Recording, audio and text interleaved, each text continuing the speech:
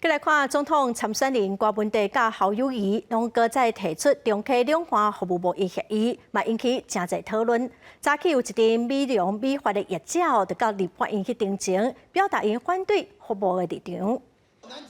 服务贸通过，工作难做。9年前发动日头会合运的两岸服务贸易协议，即卖因为总统参选人郭文地甲侯友宜小连续表态支持，搁再引发关注。当初从列入服务开放名单之一的做头毛产业，搁较烦恼，互中国用真俗的介绍来抢台湾的市场，所以真侪做头毛、做美容的人，拜五早起去到立法院，向各党团表达反对服务的心声。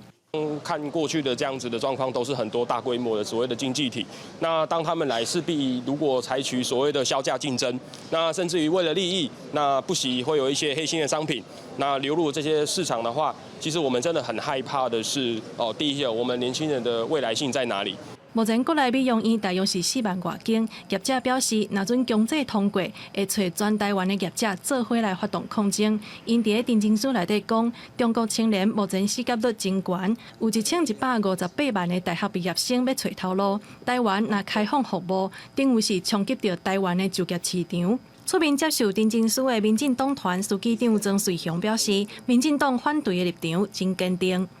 对我们台湾的年轻朋友，这么多的一些单店经营的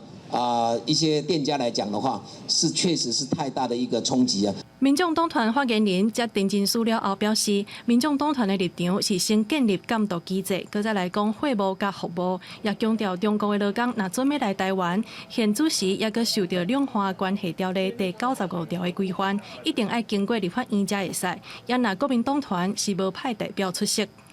记者林旭凯台北报道。